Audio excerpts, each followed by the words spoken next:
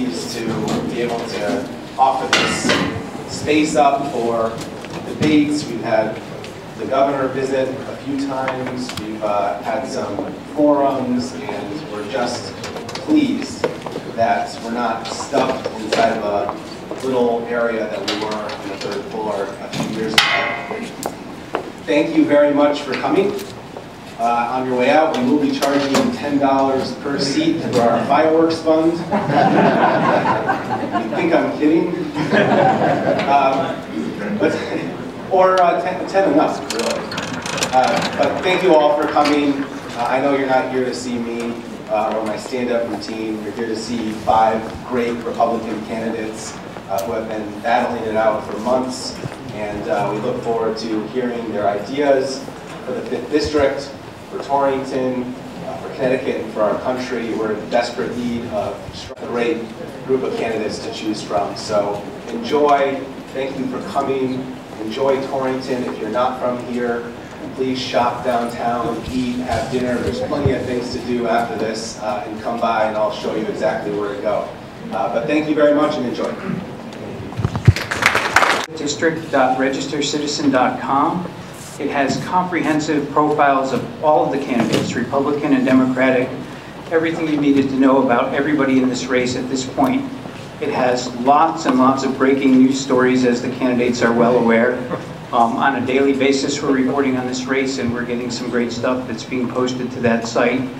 It also notably has a citizens agenda element, something that we've teamed with The Guardian in England on, and NYU School of Journalism, which is to take this race and not cover it like the traditional horse race of a political race, but infuse a citizen's point of view. And in fact, today's debate features questions that were ranked by people who went on the website, voters and citizens in the district, who chose the importance of the questions that we put out there. So we're going to start with opening statements from each candidate, 2 minutes. We're going to follow that with a series of main questions. Each candidate will have 2 minutes for those. And then we're going to go to what we call some lightning round questions toward the end, really quick 30-second answers. And then we'll wrap up with closing statements. We drew randomly for an order of opening statements, and this is what we came up with. Lisa Wilson-Foley will go first, Mark Greenberg is second, Andrew Rohrback third, Mike Clark fourth, and Justin Bernier coming in to clean up. One note. Donna will be keeping time. She'll raise her hand when there's 30 seconds left on the 2-minute questions, and on the lightning round, she'll kind of raise her hand when 30 seconds is up. Well, welcome to Torrington, a great little city. I am honored, I am humbled, and I'm inspired to be here today. I'm honored to be running for this congressional candidacy. It is the most important thing that I've ever done in my entire life. And I'm humbled by the support I've received all across the district. And I'm inspired by the people and the stories I hear. People hanging on by their fingertips to keep their businesses going in bad economic times. By students, seniors in college that have hopes to win their dream jobs in the next few months. You know, we have major problems going on in our country. And all across the district, I continue to hear major problems of the day. They're their debt, their health care, their jobs. We have a $16 trillion of debt we are putting on the backs of our kids. It's immoral. As a business owner, I know how to reduce spending, make budgets, and cut out and pay my debts. As a healthcare provider, Obamacare is hanging over every physician, every hospital, every patient, every health insurance company. At 18, I chose the field of physical therapy. I have a master's in public health, and I'm getting my doctorate in healthcare. I know something about how to improve our healthcare system so we keep healthcare affordable, accessible, and dependable. And last and certainly not least, it's jobs. We have over 150,000 people in Connecticut that don't have any jobs and they're on unemployment. We have 1 million people throughout the country that have left the job market altogether. I've created more jobs in the past 8 months than all my Democratic opponents have in their lifetime. And I did it with hard work and personal financial risk. No stimulus, no federal subsidies. I believe that's what our country is about. We need to elect candidates. We need to elect people to go to Washington with real life experience, common sense, and strong principles. That's what's going to turn our country around. Thank you. Thank you all for coming. There's an expression, it's darkest before the dawn.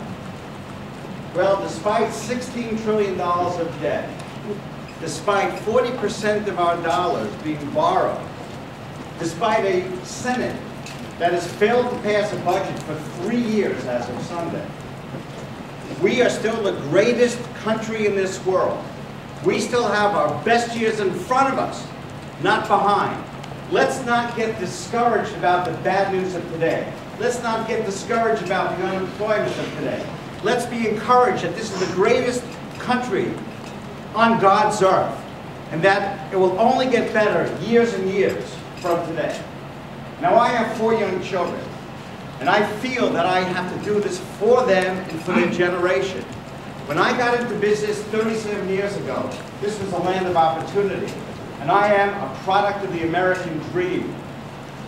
I fear that my children, their generation, will not be able to enjoy that American dream unless I get involved to help the best that I can. My parents have always told me, if you're not part of the, if you're a part of the problem, you're not part of the solution. I am going to be part of the solution to this. And I expect that the country is going to be something that I'm going to be proud of for years and years to come. Thank you very much. Good afternoon. My name is Andrew Roraback. I'm a state senator, and I live up in Goshen with my wife, Kara, who is here, and our 3-year-old son, Andrew. And the first thing I want to do is to acknowledge and thank each and every one of you for making it your business to be here this afternoon. Your presence is proof positive that this race matters. It matters to me, it matters to my family, it matters to you, it matters to your family. For the past 18 years, the people of Northwest Connecticut have entrusted me to be their voice in the Connecticut General Assembly. Day in and day out, I have kept my finger on the pulse of the communities I serve and the individuals I represent. And what I feel today in touching that pulse is an unease and discomfort, the levels of which I've never perceived before. And that discomfort is born of good reason, because we have lost confidence in the Congress of the United States of America, and we have lost confidence in the leadership our country is living in. The way we're going to regain our confidence is by replacing Congress, one congressperson at a time. One thing is for sure, the congressman from the 5th District in the next 2 years has not yet been chosen. Thomas Jefferson said the most important political office of all is that of private citizen. And it's you as private citizens who are going to choose one of us or one of the Democrats to be your voice in Washington. And I would respectfully suggest that if ever there were a time to choose a candidate with the temperament, the maturity, the experience, and the values garnered over 18 years of getting to know this part of Connecticut, now is the time. I look forward to answering the questions today and to demonstrating that I have the skill set both to win this election and to be your voice in Washington, D.C. Thank you. Good afternoon. My name is Mike Clark, and Brian Bingham, I'd like one question to you. If my parking meter runs out, I hope you have $10. Folks, until about 4 months ago, I served as the town council chairman, the first selectman of Farmington. I'd like to just talk a little bit about my background and then answer one of the key questions that you hear in almost every Republican town committee that you visit. That's why are you running? And so my background will play into some of the reasons for why I'm running. 30 years ago, I took an oath, and that oath was as an FBI special agent to protect and serve the Constitution of the United States. And there is no expiration date on that oath. I take it very seriously, and I believe in this country. I proudly served this nation for 22 years. When I left the FBI, I had the honor of working for United Technologies Corporation, and I served there for 8 years. And I've traveled much of the world working on their compliance program. And for 6 years, I served as the chief elected official of Farmington. And again, I'll talk more about my record in Farmington as the debate goes on. But as we look at this 2012 race, we are looking at a benchmark. We are looking at a sea change. We have to take our nation back in 2012.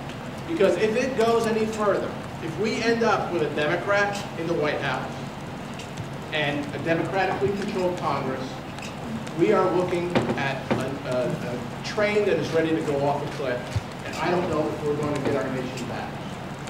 And so when we look at some of the issues, whether they be jobs, taxes, health care, or debt, now is the time that as Republicans, we need to step forward and elect a Republican in this district.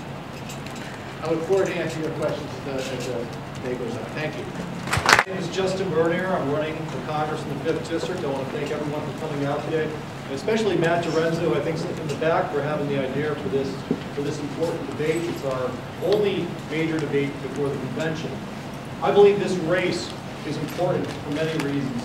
And recently, I was moving, and my daughter pulled my old watch from the box. And I hadn't seen this watch in a long time, and I took a look at it, and it's a watch that I wore in Afghanistan. When you think about Afghanistan and Iraq, everybody that has a sense of urgency, but not the political leadership that does. For Republicans to be successful in the 5th District this year, we're going to have to address that sense of urgency. We're going to have to talk about bold solutions to the problems that are facing us on energy, on health care, on spending, on economic growth, and on the dollar and rating in the Federal Reserve. These are key issues without which I don't think we can have economic recovery. We cannot renew America's greatness. As Republicans, I believe it's our job to endorse and nominate a candidate who's going to show daylight between us and the Democrats on those issues, to show what our Republican principles are and to not back down. If we do that, if we show bold differences between us and the Democrats, I believe we will win the 5th District race. We'll take back the presidency. We'll get back the U.S. Senate. We'll put America on a better path. This is an important race, not just nationally, not just in the state, but to the Republican Party in Connecticut. And I believe we can have a restoration if we elect and nominate Republicans and want to show that daylight. Thank you very much. Many questions as we can get to these questions, as Mr. Bernier suggested, reflect the priorities of the electorate in this race. Question number 1. What can you do to stop creating more taxes and instead create more taxpayers by way of jobs? Well, it's easy not creating more taxes. What you do is you don't pass laws which then are filled with taxes. What you need to do is you have to simplify the tax code, reduce marginal tax rates, reduce corporate income taxes as well. JFK reduced rates, marginal rates. Ronald Reagan reduced marginal rates, and tax revenues actually increased. So what we have to do is simplify the code, reduce those 30,000 pages to something manageable, and let the American spirit work again for itself.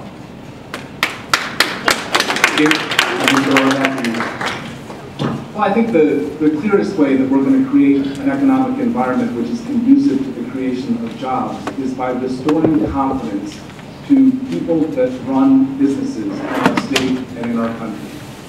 There's a lot of capital sitting on the sidelines because there's so much apprehension about what confiscatory practices the administration and Congress may enact to punish growth and to diffuse success in the economy. So what we need to do is, first of all, approve the Keystone Pipeline. That's something that promises to bring a great deal of energy activity and economic activity to the United States of America. But in the 5th District, what we need to do is make sure that our representative in Congress makes it his or her first order of business to ensure that this district gets its fair share of federal infrastructure investment dollars. Connecticut is at severe disadvantage now because we have no member of the majority caucus in Congress. And because of that, there's no voice advocating for the 30% of construction workers in the 5th District who are now unemployed. They need a congressperson who understands that the federal government is in a position to jumpstart the economy by helping to invest in a crumbling infrastructure which will benefit all of us in the long run. Thank you, Mr. Robett. Mr. Clerk, you're next. Very good. One of the perks of this job, or running for this position, is that you can go out to businesses, and many of the businessmen and women are very anxious to talk to you and give you feedback as to what problems and what issues they're facing. And wherever you go, you run into the same comments, the same problems. And for me, the word is certainty. Business people do not have any certainty as to what the tax policy is going to be, what our health care policy is going to be, what issues that they're going to be facing as far as corporate tax. And so as you go out there, again, if you're asking a businessman or a businesswoman to invest millions of dollars to create infrastructure and to create a factory here in the 5th Congressional District, you have to offer them certainty. I work for UTC. The division I work for is Otis Elevator, and I've seen where all the elevators are created or manufactured in the world. And they are not in Connecticut. They're not in the United States. They're in China, they're in Mexico. And that's simply because there is no certainty. Does anyone in this room have any idea what our tax policy will be in 2013? Or for that matter, our health care policy? And so on a personal basis, if we feel that way, imagine risking billions of your dollars to create a factory, to build a factory. They're just not going to do it until they get that certainty from the federal government. Thank you. Mr. Bergen.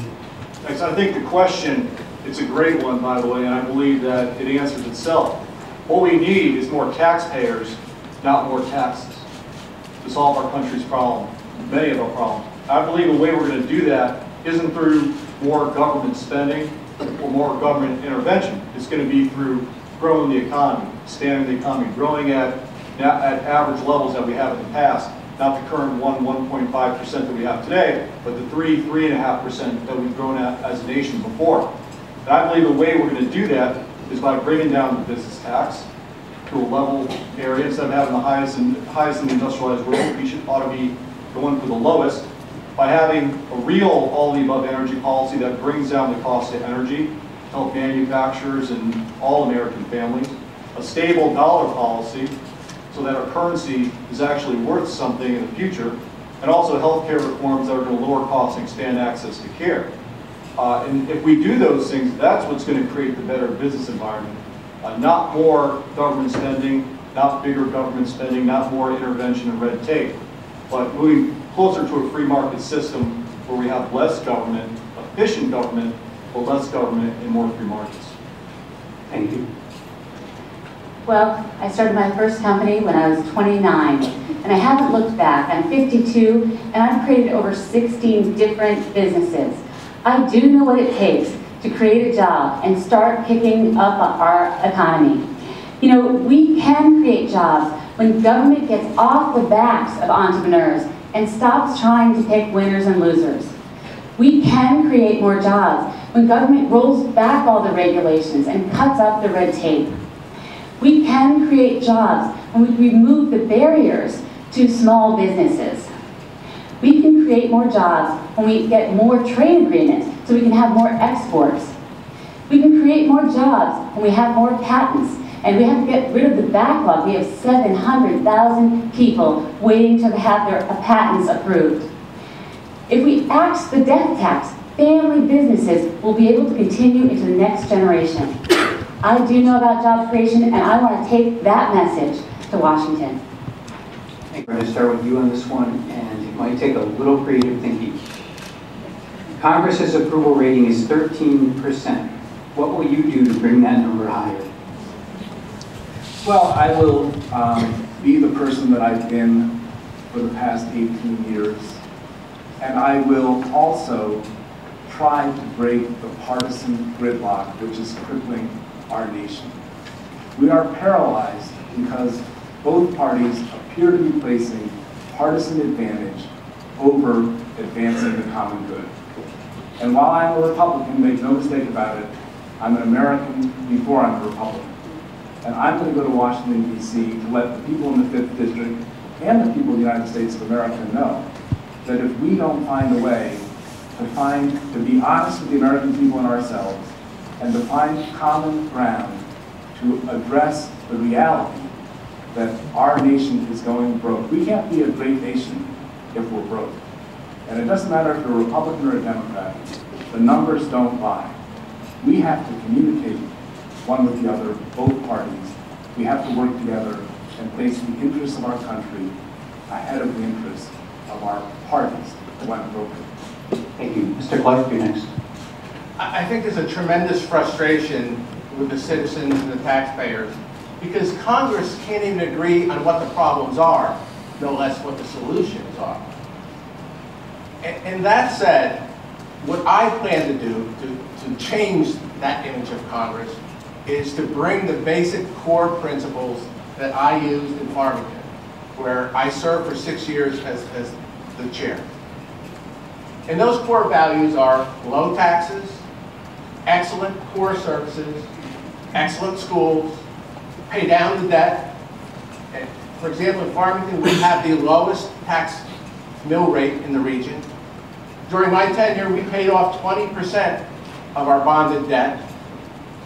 And I'm very proud of the fact that our Moody's credit rating was upgraded. I'll repeat that, upgraded to AAA status during my tenure. And so those are the core principles that I think anyone going to Congress has to bring with them to Washington. And I understand completely, Farmington is a small pond, Washington is a big ocean. But those core principles are what you need to bring to Washington so that it doesn't get washed away. Thank you. Mr. Bernier? Congress has a 13% approval rating. I'm not sure I believe that sounds pretty high. We've got, I think, a disapproval of Congress out in the American public, obviously because Congress has failed. We have a lot of folks there that don't know how to work with each other. That'll be one of my strengths in Congress as a veteran. I've had the privilege of serving among America's finest. And you know, we have a very diverse military, but we find a way to get things done by working with one another for the good of the country, not the good of the party. I think today, if we had more veterans in Congress, we would have a bit more cooperation now. It's certainly not a requirement to have military service to be in Congress, but I think what we've seen is members of the armed services, former members of the armed services, have done a very good job at times at working together when other members haven't, because they understand that the ultimate mission is the good of the country. So I also think we ought to have term limits, at least self-imposed. I've self-imposed term limits on myself. I think there's a lot of reforms that we can do within Congress to encourage folks to leave when their time is passed. I think one of the ways to do that is by limiting the amount of time folks can be in powerful committee chairmanships. We don't have that in place now, so people stick around for 30, 40 years at times because of the power that comes with those committee chairmanships. Those are rules that we can do within Congress to improve that body. Thank you. Ms. Joseph-Foley, next. I believe the approval rating is so low because people want accountability and they want results. They want to see a budget. We haven't had a budget in over 1,000 days. They want to see government get some things done. My background, my experience, I'm used to outcomes. I'm outcomes driven. I'm used to satisfaction surveys. We do them all the time. I make sure that my customers are happy with the job and services I provide. Our government needs to become more accountable. We need to have results that we can show to the American people. And then people will look to Congress and feel comfortable that their leadership is strong, that we're going to have a consistent tax policy so that businesses can plan for tomorrow. We need consistency, we need sustainability, we want to have leadership that is confident and doing the will of the people. And then, you know what? I imagine that people will have an approval rating of 75%. That's what our goal should be. That's what our plan should be. That's what I'm going to work for. Thank you. Thank you. Mr. Greenberg. Congress has raised dysfunction to an art form. If you remember last year, they were discussing the Budget Control Act. 435 congressmen and women were not able to agree upon significant cuts. So what they did is they assigned 12 people, 12 other people, I call them the gang of 12, to decide what they could not decide. And what happened there? They couldn't decide. So they're at a low approval rating because they're dysfunctional, they can't get anything done. The first thing that I'm going to do when I'm in Washington is go and sign a pledge to not accept a pension. You have to actually do that in writing. So I will not accept any pension. We're not supposed to go down for those perks and those benefits. I've already signed a pledge, which I'm honored to have Mike Clark also sign with me a number of months ago, which says that I will serve no more than 8 years. Frankly, I'm intending to serve the amount of time necessary to turn this big steamship around and get things going again. But I think 8 years is enough time for a person to be down in Washington, and the person should come back to his family and his friends and his children. That's, I think, the way that we would change the way people think about Congress. Okay, question 3, Mr. Clark, we're going to start. In what specific ways would you reform the tax system? To me, of the tax system should be fairness. And so I look at a fair tax system, a flatter tax system, a simpler tax system. And it should be a tax system that everyone has some skin in the game with. When you look at some of the statistics out there, let's say 45% of our citizens do not pay taxes. And to me, that is simply not a fair system for anyone. Everyone should have some skin in the game to support this great nation and all that it gives us and all the opportunities.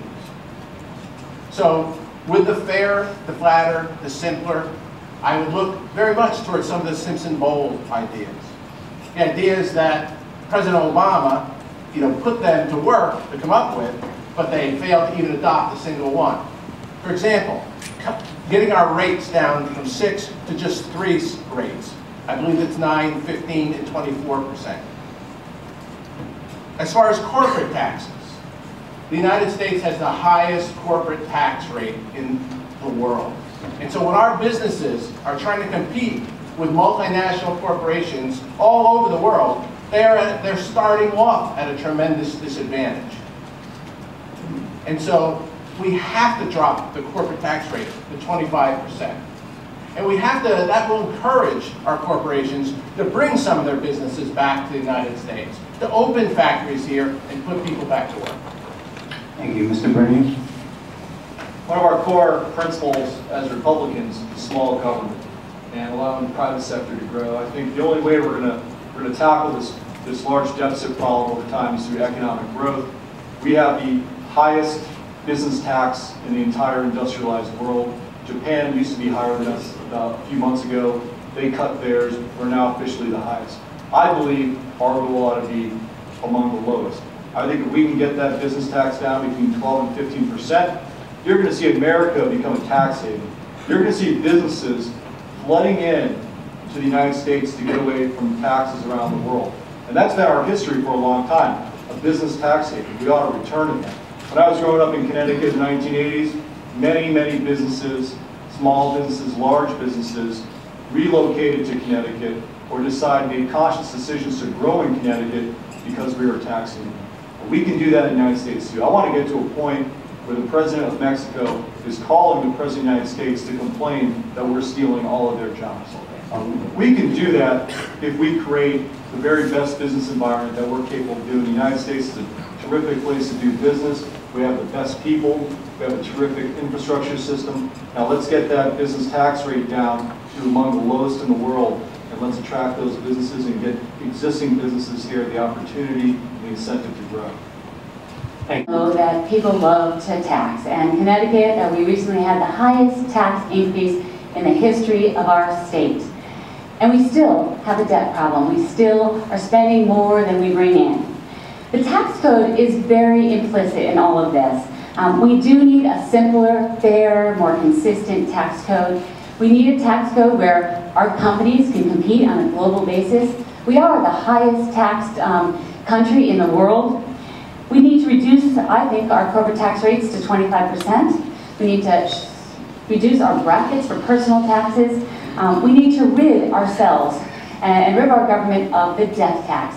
I really believe that's a really big problem for generational businesses. And I spoke with a company that's in its 4th generation. It would love to make it to the 5th. But they're fearful. They're fearful because of the inconsistent nature of our taxes. They're fearful that the way our government is encroaching on small businesses and entrepreneurs, that they won't be able to survive this decade. We have a territorial taxation system that is very different than any other country. We want to tax people even when they make their money, companies, when they make their money in other countries. And if they keep their money outside the country, our country, they won't be taxed on it. Other countries allow businesses to make a profit in let's say, the United States, and they can then bring that money back and use it in the country that it started. But if we change that territorial taxation to be equal with other countries, we will bring a lot more money back to the U.S. to be used in creating more jobs right here. Quote, the best means of strengthening investment and consumer demand is to reduce the burden on private income and the deterrence to private initiative which are imposed by a present tax system. The soundest way to raise federal revenues in the long run is to cut the rates now. You think that was Ronald Reagan? No. John F. Kennedy, 50 years ago. What we have to do, I think, a lot of my competitors have said so, is make the tax simpler. I think it would be an awfully good idea if we shredded the 30,000 pages of tax code and start again. It's way, way too complicated. It's too complicated for the very accountants who do the tax returns of my multiple entities. They don't even know the answers. So if something's so complicated and convoluted, how could it be good? We have to have more people paying taxes, more people who are risking their own dollars, more people who are participating in the system, as Mike said. Thank you, Mr. Horvath. For those of you who saw the newspaper yesterday, you may have seen that Apple in 2011 successfully avoided and legally avoided paying $2.3 billion in taxes to the United States Treasury. And they did that under the guidance of their accountants who said, park your income offshore. We are shooting ourselves in the foot, ladies and gentlemen. In the past 4 years, 75 countries have reduced their corporate tax rates. The United States has not done so since 1988. And we are going to see a downward spiral in terms of companies arranging themselves so that their income comes home to anywhere but the United States of America, unless we change the rules and change them quickly. So I concur with my competitors that we need to reduce the corporate rate from 35 to 25%. We need to abolish the death tax to ensure not just that businesses, but family farms are at risk as well. Family farms can be appraised at high numbers, and when one generation wants to pass that property to the next, there are consequences that the death tax brings about. Finally, I think the thing we all have to be acutely aware of is the President's desire to raise the highest marginal rate on dividends to 43%.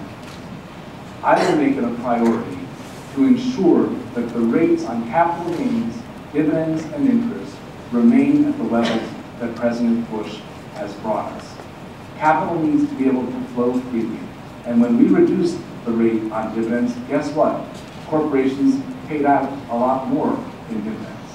If we raise the tax rate on dividends, as the President proposes, we will see a dramatic reduction in the payout, and people in retirement will suffer most because they're the ones who are relying on dividend income to get them through the day. Thank you. Question number 4. What parts of Obamacare would you keep? Wow, I have to pick one, huh? Even a broken clock is correct 2 times a day. I believe that there is one element of Obamacare that they tried to fix a serious problem that we have, which is the ability for folks with pre-existing conditions to get health care. Now, I don't believe the Obamacare bill does that in the best way, or even a good way. What I think we ought to do is repeal Obamacare. Let's replace it with real reforms that are going to lower costs and expand access to care.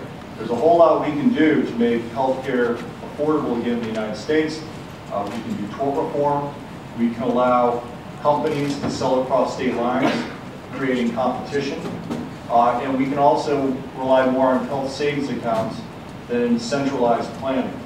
There's a tremendous amount of things we can do. I do not believe that the doctors or healthcare professionals in the field are to blame for this. I believe that who's to blame for it is a government that's been more concerned about the financing of healthcare than trying to address a lot of the cost drivers to bring costs down. So to answer your question, I believe that we can address the problem of folks with pre-existing conditions getting insurance by working within the marketplace. But I don't believe that the current way that we do with Obamacare solves that problem in a constitutional way. Thank you, Ms. Wilson-Foley. I've been in the healthcare field since I was 18. I went to school as a physical therapist. I've been a provider of healthcare. I've studied healthcare. I'm in my last semester to get my doctorate in healthcare.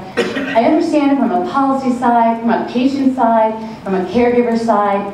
And what I do feel that Obamacare did is it brought the problems to the table. We have a broken healthcare system, and we need to fix it. But Obamacare was not the answer. We need to repeal or defund Obamacare. And we need to replace it with systems that will work. Tort reform, defensive medicine. Our clinicians spend a lot of time on quality paperwork. The problem is quality care is being diminished. They have to time themselves now. Every minute, they've got to quantify how much time they're spending versus looking at the patient. Instead, they're thinking about the paperwork. We have a lot of ways to make healthcare more affordable. We can bring market forces. We can bring tort reform. We can get tests that are needed, not tests that are done because of fear of being sued. I really believe we need more people in Washington with backgrounds like I have. We have very few healthcare providers making votes in Washington. I would bring a voice of reason and compassion, but we do need to make a healthcare system that stays affordable, is accessible, and very dependable. Thank you. Thank you, Mr. Greenberg. Well, I've often said that if a bill is greater than 800 pages or longer than Ayn Rand's Atlas Shrugged of the Bible, we should scrap it. I'd say the same thing with Obamacare. Let's get rid of it. It doesn't belong. The government doesn't belong as involved in healthcare as it wants to be with Obamacare. That's absolutely plain. Now, we have to remember that the medical delivery system in this country is second to none in the world. It's a very, very important industry in this country. And if you mess around with that, especially if the government messes around, there's going to be a diminishment of the quality of care that we give. So let's be very, very careful what we do, because we have a tremendous industry and we're first in the world on the medical delivery system. Thank you. Mr. Rohrbeck. Dateline, Washington, D.C., March 27, 2012. A top legal analyst predicted Tuesday that the Obama administration's healthcare reform legislation seemed likely to be struck down by the Supreme Court. Jeffrey Toobin, a lawyer and legal analyst who writes about legal topics for The New Yorker, said the law looked to be in trouble. He called it a train wreck for the Obama administration. This law looks like it's going to be struck down. I'm telling you, all of the predictions, including mine, that the justices would not have a problem with this law were wrong, Toobin said Tuesday on CNN. I think this law is in grave, grave trouble. I agree. When the Supreme Court strikes down APACA, the Patient Protection and Affordable Care Act, otherwise known as Obamacare, Congress is going to have to make a seminal decision. In my judgment, the American people will be much better served if Congress concludes that we should impose on the states an obligation for each of our 50 states to devise a way to make sure that every American is covered by a basic package of affordable health insurance. The components, to answer your question, Mr. Moderator, of Obamacare that should be brought to that work, that important work, are a recognition that portability and exclusions based on pre-existing conditions are a disservice to all of us as Americans. And any healthcare reforms that states embark upon constructing should be constructed around the notion that no one should be denied coverage on the basis of of pre-existing condition. And everyone should be able to have their insurance out with them from job to job. Thank you, Mr. Clark. That Obamacare should be struck down. And I also concur with Andrew that I believe the Supreme Court is going to handle that. There's two pieces to Obamacare that I would bring back in any future legislation. One is the pre-existing conditions. And the second one, I'll confess to, I am 57 years old. I cannot tell you how many times I've had to try to remember how old I was when I broke my collarbone when I was in 8th grade. And so I believe in electronic records. I think it'll save us time, it'll save us effort, it'll save us redundancy as you go from doctor to specialist. My biggest argument, two key arguments with Obamacare is one, Mark hit it on the head. We have a tremendous healthcare system here in the United States. When I was in the FBI, we would have foreign leaders come to the United States for a treatment because of the excellence that we offer.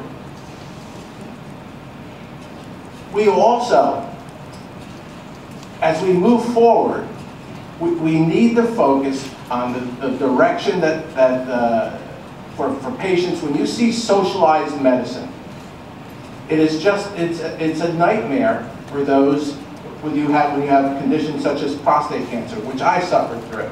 And you see the cure rates are abysmal. Breast cancer for women, abysmal in countries with socialized medicine. So again, Obamacare should be gone. Ms. Wilson-Quilly, you're first, and the question has 3 parts. The first part, define entitlements.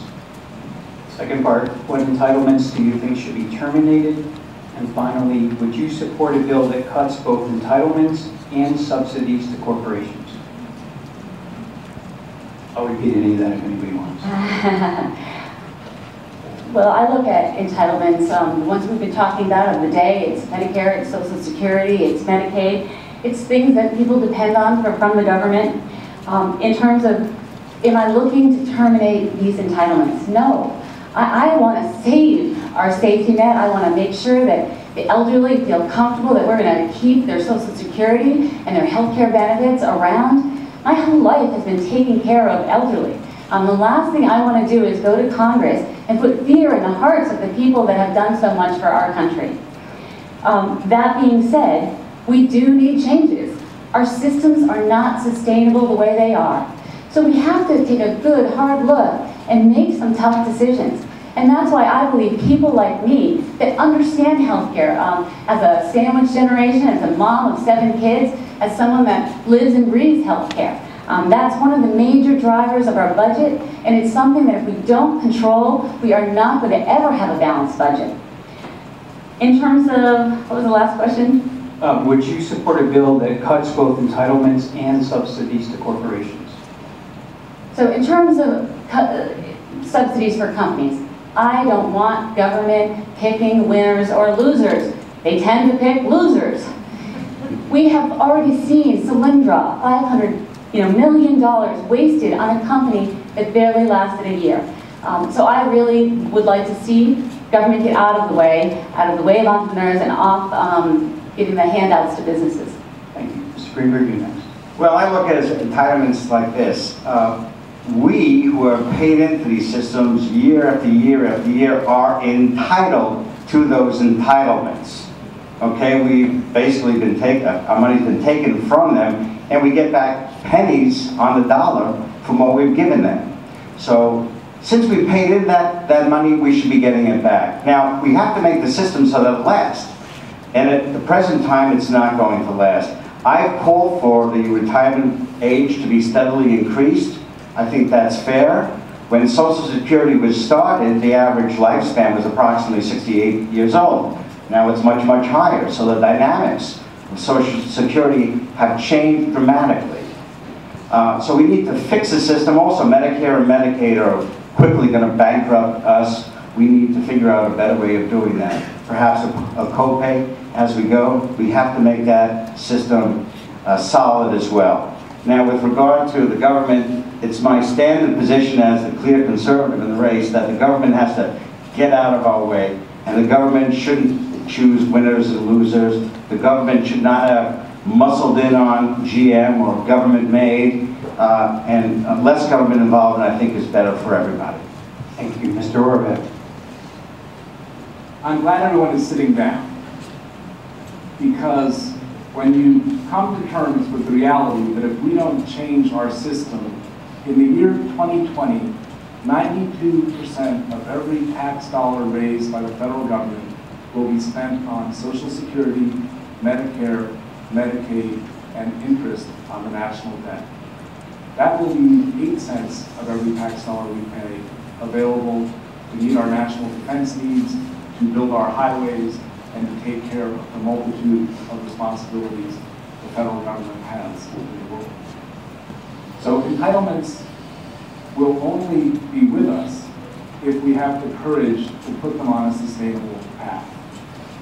Doing that is going to require sacrifice on all of our part, but much better that each of us agrees to endure a little bit of pain now than for the system to collapse of its own weight and leave all of us with nothing.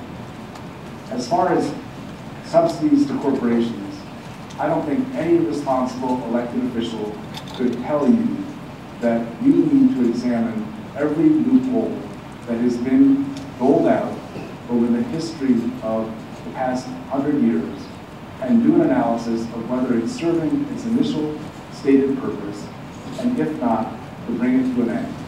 Because quite frankly, we create an uneven playing field when we reward corporations which are blessed to be in the hands of capable lobbyists with benefits from the tax code that are not enjoyed by the general population. Thank you. Mr. Clark. Sure. You asked for a definition, and again, an entitlement is a government program that guarantees benefits. And we've been blessed as a nation with certain entitlement programs that are just tremendous. Social Security, Medicare, Medicaid at the state level. However, we need to absolutely have an honest discussion with the American people as we move forward.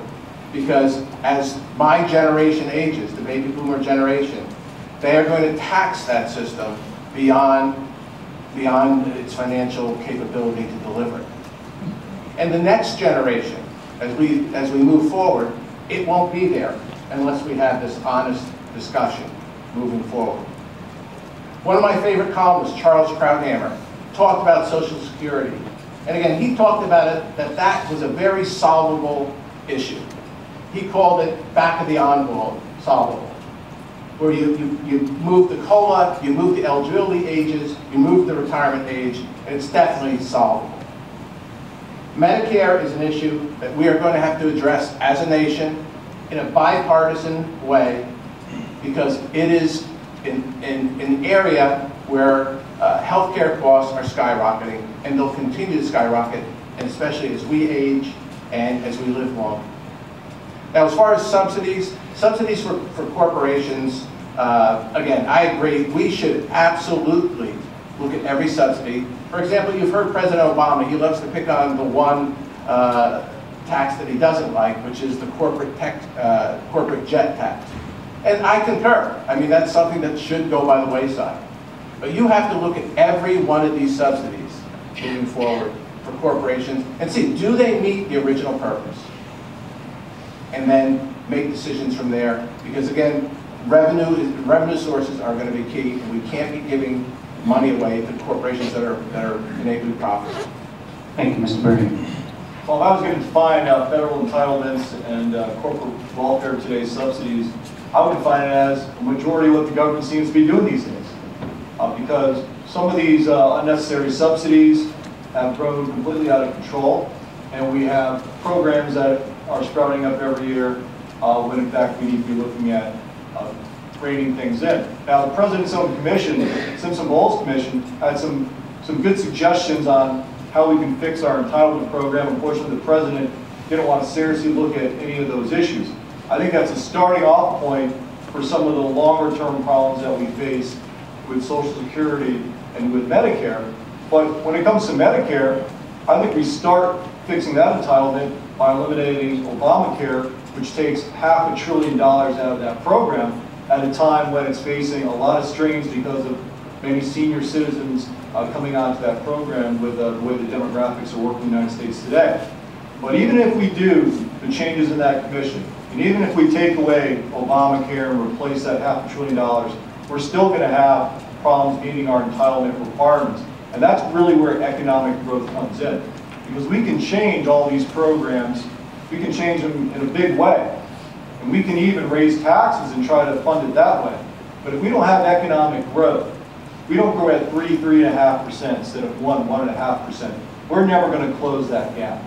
So I believe the best way to solve these problems, the best way to make Social Security and Medicare solve it in the long run, is to put in pro-growth economic policies that are going to lead to more taxpayers, more revenue, a bigger pie, and sounder programs in the long run. Thank you. Mr. Greenberg, question 6, we'll go to you first. I have a long question. The federal deficit is large enough that it cannot be dealt with by cuts alone without jeopardizing our way of life. Would you back revenue increases coupled with cuts as opposed to just cuts? And if so, how would you propose to raise revenues without causing undue damage to the tax base? I would oppose a $1 increase in taxes at this point. It's absolutely unnecessary. At this point in time, we must deal with the spending excess. We must deal with these programs that have a life of their own and go on forever. We must deal with making the government more efficient. We must deal with bringing more people into the capability of paying taxes, increasing that 45% of people who don't pay tax, or decreasing that number to almost nothing. People have to have the skin in the game, they have to pay into the system. So there's no way in the world at this point in time, knowing the excesses of government and the programs that are unnecessary, that we should raise taxes by $1 single dollar. Thank you, Mr. Orban. I think that the reality and the magnitude of what faces us as a country is going to require everybody to contribute to the solution. I, for one, would entertain, if I could get the Democrats or the President, if the President is reelected, to agree to $10 in real spending reductions, I would entertain offering $1 or $1.50 in revenue enhancements, whether they be through the closing of corporate tax loopholes or otherwise. There was a time in America when we weren't absolutists, where we could bring our principles and our integrity to bear in our work, but where we recognized that sometimes to solve the nation's problems, we had to accede to things that wouldn't be what we would choose.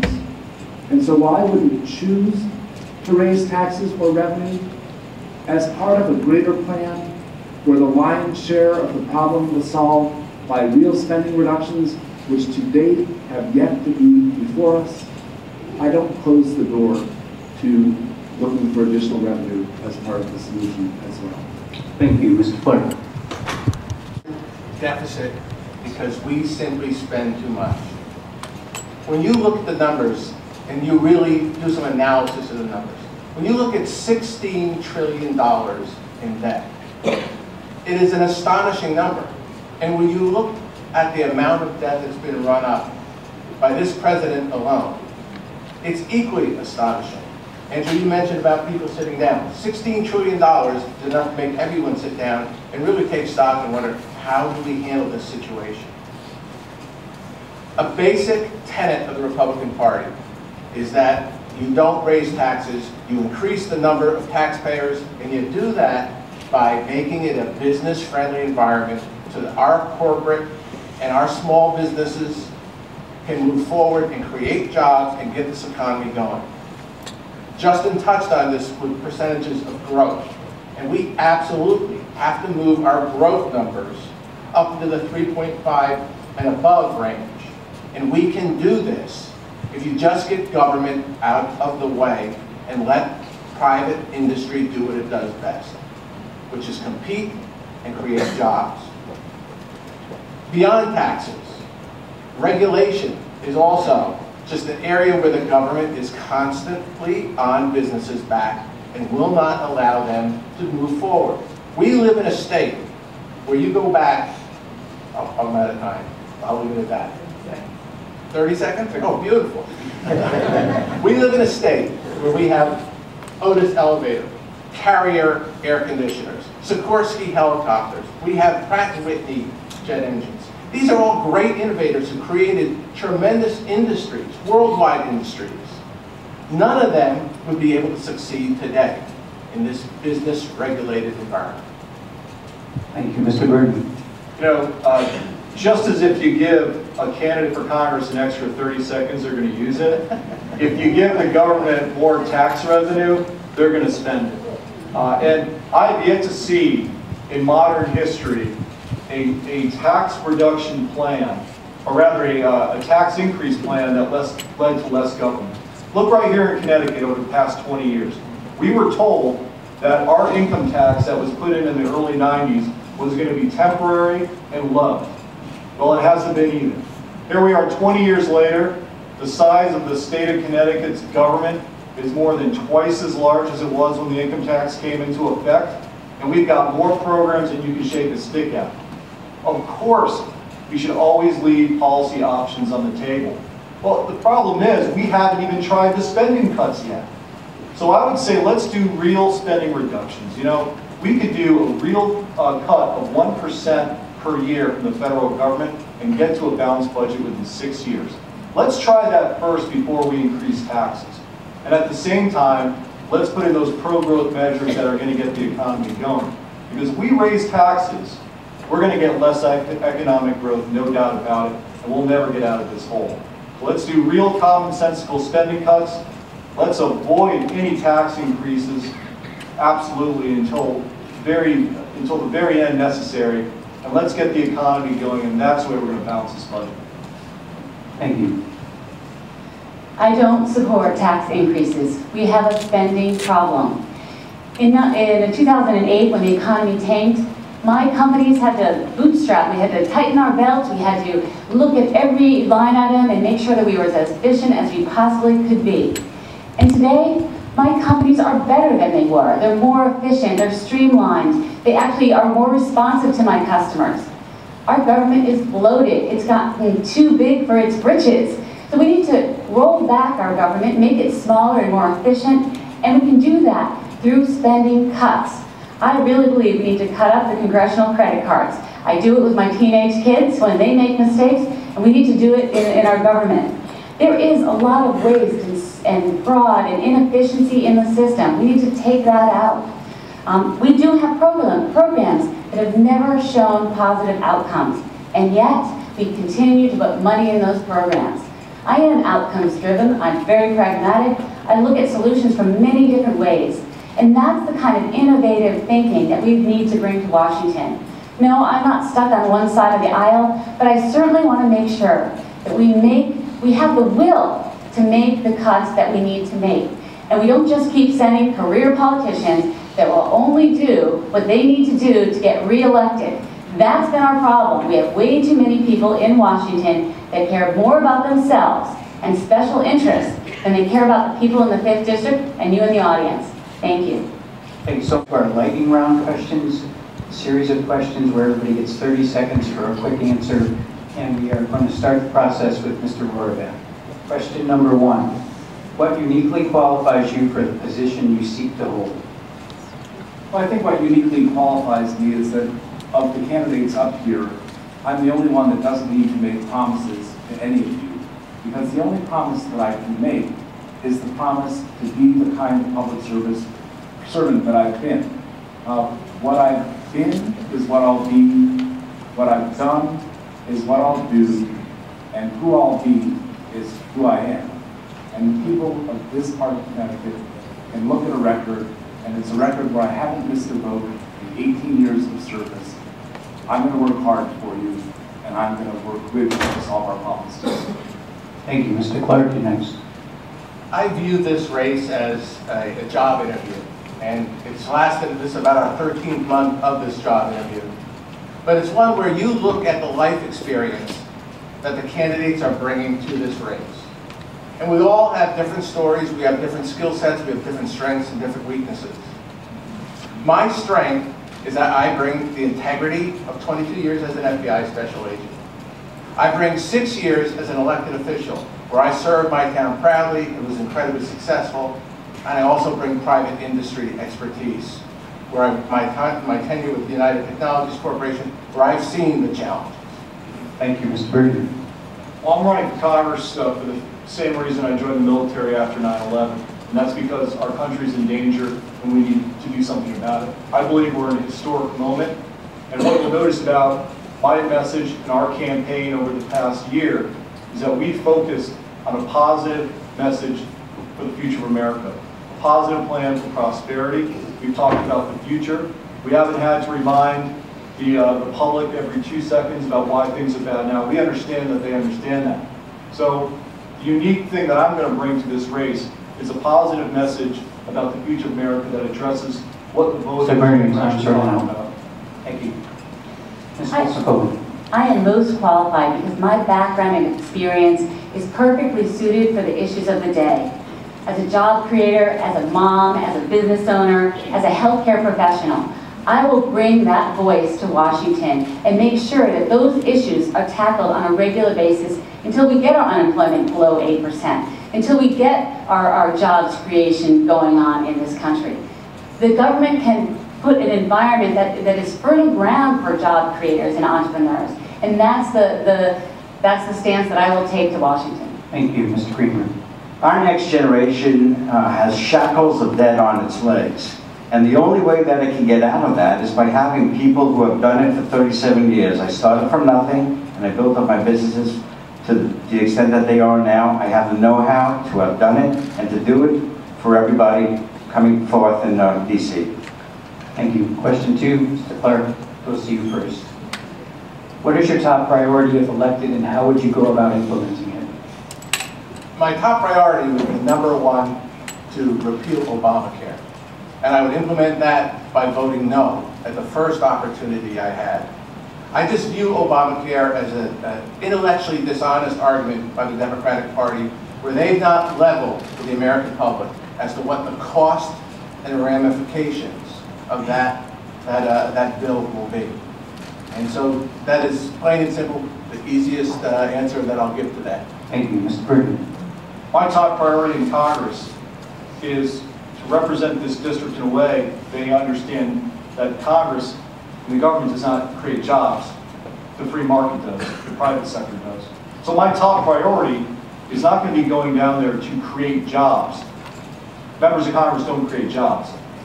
My top priority is to go down there and get the government out of the way so that the private sector can move forward, grow the economy, and create the jobs that Americans need. Thank you, Ms. Wilson-Foley. My top priority is to make sure that government understands what it means to create a job and to, again, make a fertile environment so people that know how to create jobs will take the risk, knowing that we have strong leadership moving us in the right direction with consistent policies. So we have certainty and we can plan our budgets. That's exactly what my background is all about. I understand business owners, small business owners, family business owners, and that's my priority that I will talk about on a regular basis. Thank you. Mr. Greenberg.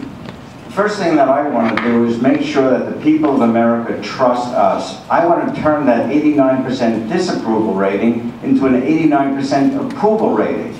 Only when we have people trusting us and people of integrity and honesty and ethics are we going to be able to deal with all these issues that will then make our country great again for the next generation. Thank you. And Mr. Orbeck.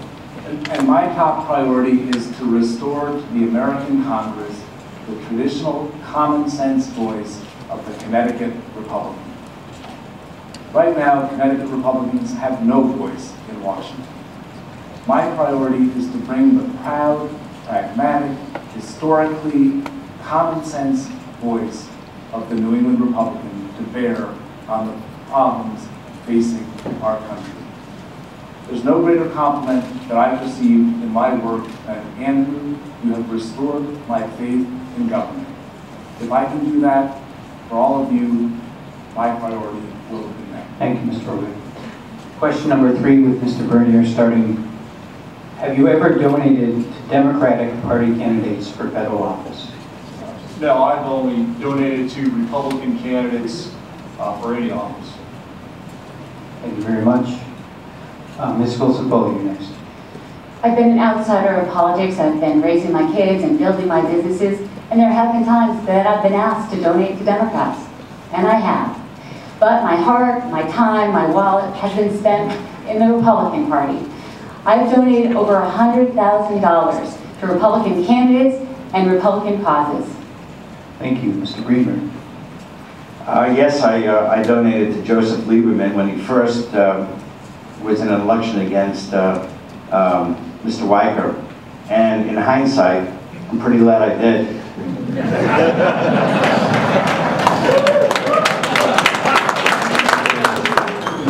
Thank you. Mr. Rohrbeck. No, I've never donated to Democratic candidate for federal office. Thank you so much, Mr. Clark. No, I'm not, and I don't have any expectation that I ever will. Thank you. Okay, question number 4, with Ms. Wilson-Foley starting off. What is your stand on abortion and why? I am pro-choice. I do not want federal financing. I don't believe in late-term abortions. You know, I want abortion to be legal, safe, and rare. Thank you. Mr. Greenberg, you're next. This is a lightning round. Yes, it is. Pro-life. Thanks. Thanks very much, Mr. Rohrbeck. I have to say that personally, I find the practice repugnant. It offends my sensibilities, but I don't believe that the government has a role to play in interjecting itself in the relationship between a woman and her physician. And I think it's a Republican principle that government should not be intruding into the private lives of us as individuals. Thank you. Mr. Clark. Absolutely. Government should not intrude into private lives of individuals. I am pro-choice. I am against federal funding of abortions. And again, I believe that this is the most private decision to be made by a woman, her doctor, and God. And the government has no position to interject itself into that discussion. Thanks. Mr. Brady. I'm pro-life because I believe we ought to defend the most vulnerable. Thank you very much. Next question, number 5, with Mr. Greenberg starting off. What direct experience do you have in creating jobs, and how many can you attribute to your own efforts? Well, I've been in real estate and other businesses for 37 years, and in Connecticut, we've built subdivisions, residential subdivisions. We've done multi-use commercial developments. And in each of these developments, you create masonry jobs, you create concrete placement jobs, carpentry jobs, plumbing jobs. Not only that, once you build the development, you have sustaining jobs in those shopping centers. So in terms of the activities that I've done, it all creates jobs, it creates economic vibrancy, economic activity, and I frankly haven't counted up the number of jobs that's happened. Thank you, Mr. Greenberg. Mr. Rohrbeck, you're next. Well, as a public policymaker, there's no greater responsibility that we have than to connect the dots and create employment opportunities. I'm happy to report that in late 2011, we in the legislature understood from Connecticut manufacturers that they had many available openings, but few individuals that were trained to take the openings they had.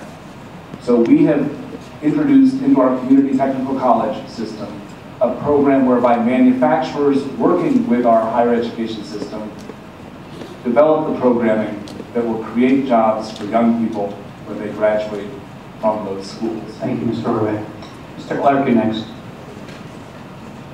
Public policy has been a key. As the chief elected official in Farmington, I presided over what we call the Farmington miracle, or that we have survived this downturn in the economy by keeping our taxes low, by creating enterprise zones for businesses to thrive, and also for hiring an economic development coordinator.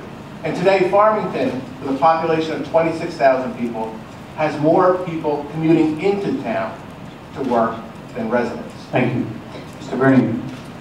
I've been a productive member of the private sector. While I can't claim to have been a CEO of a large company hiring thousands of people, what I can tell you is that I'm absolutely committed to the free market principles of our party, to the principle of small government and individual rights, which I believe if implemented and fought for in Congress, we can use to help get the government out of the way and allow the private sector to grow and create jobs. Thank you. Ms. Wilson-Foley.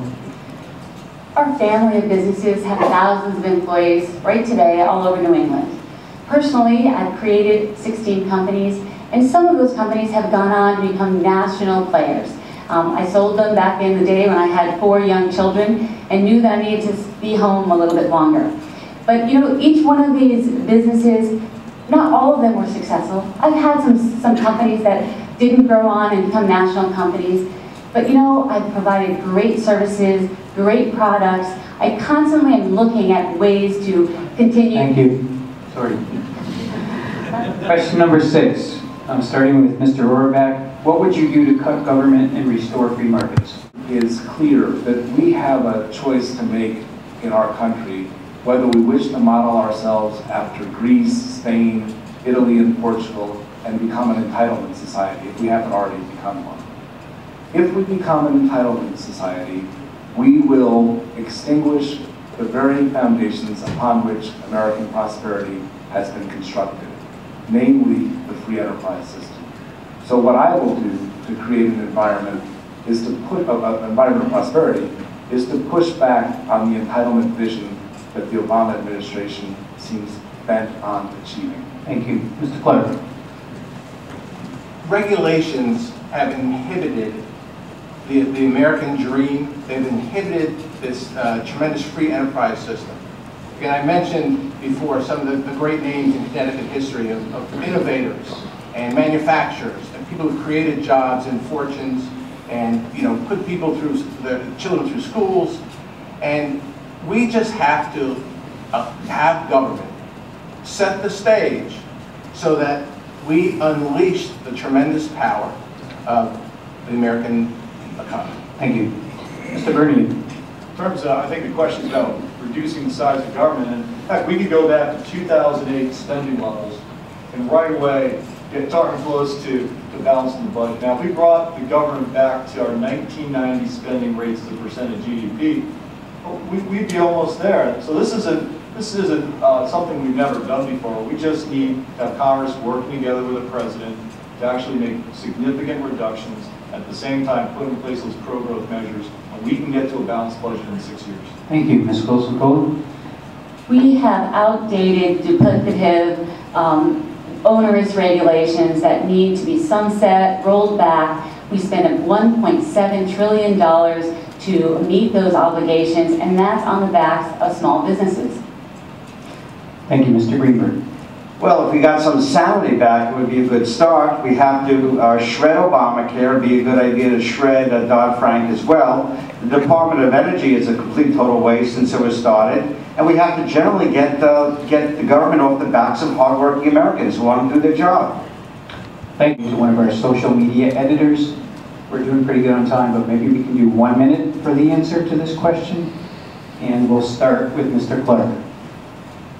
The co-authors of a recent Washington Post column, one from the Brookings Institution, the other from the American Enterprise Institute, recently described the GOP as the problem in Washington. They wrote, "The GOP has become an insurgent outlier in American politics. It is ideologically extreme, scornful of compromise, unmoved by conventional understanding of facts, evidence, and science, and dismissive of the legitimacy of its political opposition.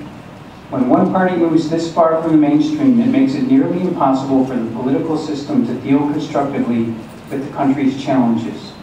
Do you agree? And if not, why not?" Mr. Clark. Well, I have to say I absolutely disagree in every shape and form with that statement. Again, the only question I had would be, did he mean the Democratic Party rather than the Republican Party? Because, again, the Republican Party is the party of fiscal responsibility.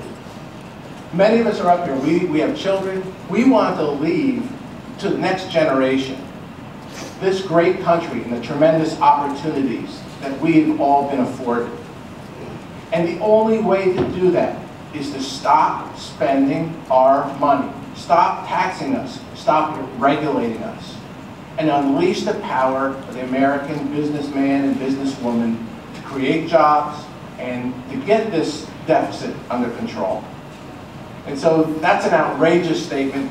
And I suppose they're trying to refer to some of the, some of the Tea Party movement and things like that. But again, we are people that have put the line in the sand, and we are not going to spend more money. Thank you. Mr. Bernie. The Republican message, our Republican principles are extremely positive. I mean, it's about individual rights. It's about opportunity. It's about smaller government and a bigger slice of the pie for everyone. So I don't take any stock in that article. We need to remember as Republicans that if we stand by our principles, we're going to win a whole lot of races. And we're going to turn this country around, because even in Connecticut, we may not be the majority party here. You look at the numbers that we've got in each town, and there's more Democrats than Republicans for sure. There's more independents than any Democrats and Republicans. But you know what? We're not the majority party, but we're the majority principles. People in this state believe in Republican principles far more than they do Democratic ones. So as we go forward with this process, and we endorse and nominate candidates, I believe it's absolutely critical that we stand by those principles and endorse and nominate candidates that are going to reflect those principles, because if we can't stand by them ourselves, the voters won't either. Thank you. Ms. Wilson-Foley? I totally do not agree. The Republican Party believes in opportunity and freedom, believes in the Constitution. If you talk to immigrants that have come here from all over the world, they come from countries that don't have freedoms. They are Republican. They join the Republican Party because they don't want our country to go the way their countries have gone. They want to have the opportunity, the American dream, the things that we are all hopeful for. I am proud to be a Republican. Thank you. Mr. Greenberg. Well, it was actually during Bush's second term that I started to get a little angry with Republicans, because we had the presidency, the Congress, and the Senate, and we started this system of borrowing money and borrowing money and borrowing money. So I became a little angry during Bush too, and of course it's got exponentially worse during Obama, and it's disastrous at this point. But I think that the Republican Party generally believes in self-reliance, less government, limited government, and allowing people to live their lives in the manner that they deserve to in this country. Thank you. Mr. Rohrbeck. We are the party of Lincoln. And when I turned 18, I went to Town Hall in Litchfield, raised my right hand, and was proud to be enrolled in this party, a party I've been working with and for since that day. It's ironic that the commentators, the media elite, would suggest that the recalcitrance in this country resides in the Republican Party, when we have a president who challenges the Supreme Court overtly, shows no respect for the First Amendment by suggesting that churches should have to offer insurance coverage, which is in contravention to their fundamental tenets, and which declares war on working people by directing the National Labor Relations Board to prohibit manufacturing facilities to be constructed in South Carolina, so to curry favor with union interests in the state of Washington. Thanks very much. Thanks for all those thoughtful answers to questions that arose from our citizens' agenda, showing what's on the mind of the actual voters in this district. It's time for our closing statements. We'll go in reverse order of how we started, and that means Mr. Bernier, you're up first. That was a fast hour and a half. And thank you again, everyone, for coming out, to the Registered Citizen for putting on this great event. I've had the opportunity to serve in the public sector in several capacities. In the U.S. military, I served in Afghanistan in joint intelligence operations, working with some of America's greatest. In the cabinet of Governor Rell, I had the honor of serving as a cabinet official there in the Office of Military Affairs to help reach an agreement with the U.S. Navy that would help keep the submarine base in Groton where it belongs, to help the Navy keep that facility. Later on a commission statewide on the funding of politicians and judges, I was the only member of that commission to vote for a 10% cut from Connecticut's politicians, because I believe they deserve a haircut. The person we send out in Washington, I believe, needs to stand for the Republican principles that we talked about today. It has to be someone who's a doer, not just someone who's going to show up, but someone who's going to go there and try to enact those principles, and work with other Republicans, and yes, when possible, and oftentimes when necessary, to work with the Democrats to get that done. We've got some tremendous challenges before us. Lord knows that we can't just do it as a party, but we can't do it without this party. The Republican Party, I believe, is absolutely critical to getting America through this historic moment that we find ourselves in. I'd be honored to have your support. I thank you for coming out, and I ask you to keep heart and know that Connecticut's best days are ahead of us.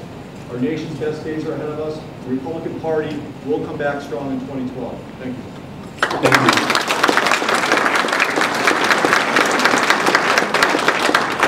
Mr. Clark, you're next. Again, thank you to the Register of Citizens for sponsoring this event. Thank you all for coming out. Many of us have spent many nights in some RTCs where there's been more candidates than some of the people there. And so it's much appreciated to see this kind of turnout. It's actually wonderful. I'd like to bring it back around. And what I want to talk about is my record. And my record is something that I plan to run on as we move forward in this electoral process. And it's one where, as a chief elected official in Farmington, we kept our taxes low. We made sure that businesses were welcome. The one person that I did hire was an economic development coordinator to actually go out and talk to our business people and ask them, what can we do so that you can expand your business? Our bond rating, as I mentioned before, was upgraded to AAA status. And so all these things are credits that I want to take to Washington and put to use. And as you, many of you Republicans in this room, you're going to have to make key decisions in the next several months on electability. And you need to look at the candidates and look at our resume and look at our achievements and see what will appeal to the voters of Connecticut. And make no mistake about it, to win this race, you have to carry the Republican Party members and reach across and get a significant number of independent voters as well. And so when you look at the candidates, drill down on our resumes, look hard at our life experiences, and determine who is the person who is going to be able to carry that ball across the goal line. This is a winnable race if we put the right person on the ticket. Thank you, Mr. Clark.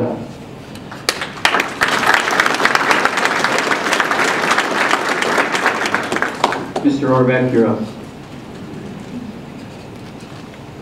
Thank you all. It really means the world to all of us that you have chosen to spend your Monday afternoon getting to know us a little bit better and getting to learn a little bit more about our positions. I'd like to recognize all of you, but I'm only going to recognize one of you. Jeff, can you please stand up?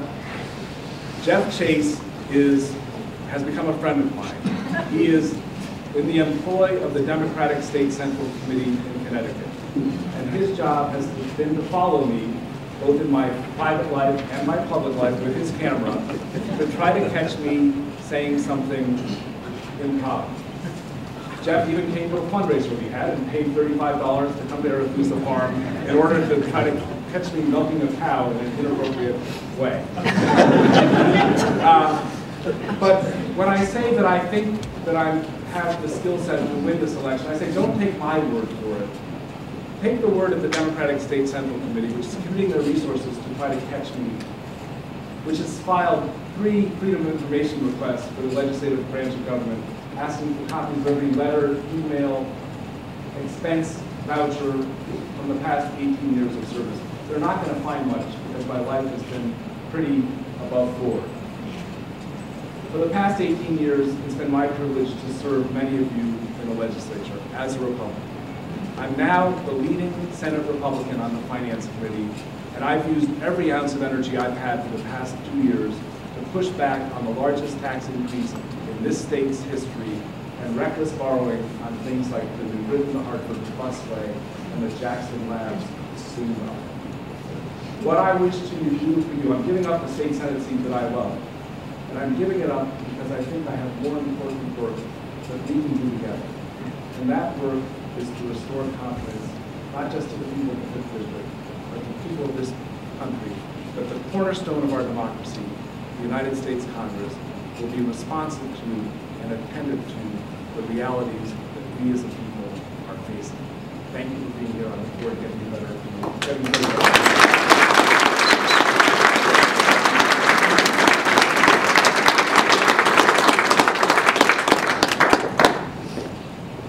Thanks everybody for coming here. This is by far the best attended forum that we've had. Other ones tend to have 20, 30 people, and they're always the same faces all the time. But it's great to see probably 100 people or so here. And I truly hope that the next forum that we have will have the same participation. I really appreciate it.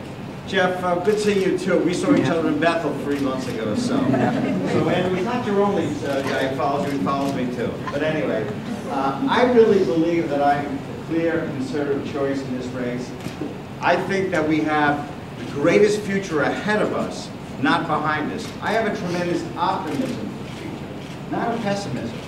I look behind and see things that were the way they were when I grew up.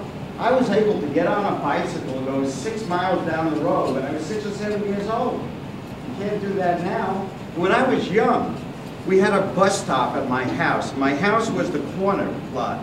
And about 15, 20, 25 people came to my lot. We all got on a bus together. Can't see that now anymore. Stop house after house after house. Everything's changed. But I think our future is brighter in front of us. And I'm going to work toward making a great future. That's why I'm in this race. I'll bring passion, honesty, integrity to this race and to Washington. I will try to bring to my children the American dream that I had for myself. It may sound like a dream to them now, but it will be there for them if we work together to continue to make this the greatest country that this world has ever seen. And I give you my promise and my commitment that I will work toward that I will not work for myself. I'm not in it for the perks. I'm not in it for the benefits. I'm in it for the service to you, the people of Connecticut, and this country. Thank you very much.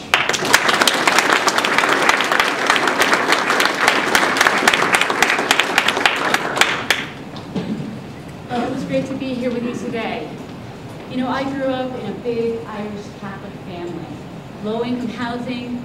My mom was the breadwinner and the caretaker of our family. My father was ill for most of my life, and he passed when I was in high school. But I grew up believing that anyone, anywhere, could achieve anything. And isn't that the American dream? But I'm fearful that the American dream is slipping right through our fingers. That it will not be there for my kids and the next generation. I believe America is at a tipping point. We can be makers or we can be takers. We can be an entitlement society or we can be an opportunity society. I know what kind of country I want to live in and what kind of country I want to fight for. I want freedom and opportunity to reign. And I want competition and hard work to be rewarded. I've worked hard all my life to get a good education, to raise my family, to build my businesses. I've worked hard to meet a payroll and a budget, to overcome the regulations, to pay taxes, and to cut my spending. I believe we Republicans have a once-in-a-lifetime opportunity to win this seat. And it is turning out to be a classic matchup between myself, a fiscal conservative, job-creating businesswoman, against my most likely opponent, Mr. Chris Donovan. He is a big government, job-killing, union-hugging liberal. The difference could not be much more clear. You know, my vision for America is free enterprise, market-driven forces, innovation, entrepreneurship. His vision is more handouts, stimuluses, free giveaways, loopholes. Our visions are very different, and I believe that the voters of Connecticut will have a wonderful opportunity in November to make their decision. I look forward to working very hard on an aggressive campaign right through to November, and I would be honored to be the Republican nominee. Thank you.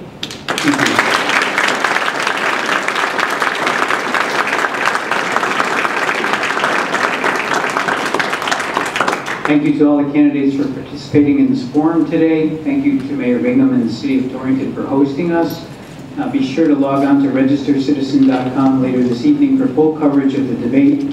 and also click through to our 5th District website and read the bios of the candidates and all the news stories to help make the most informed decision. Thank you very much.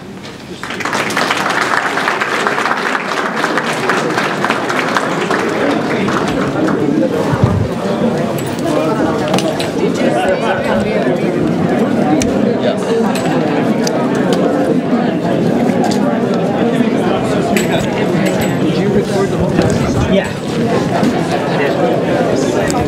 Turn it back into the, it actually ends up going on YouTube.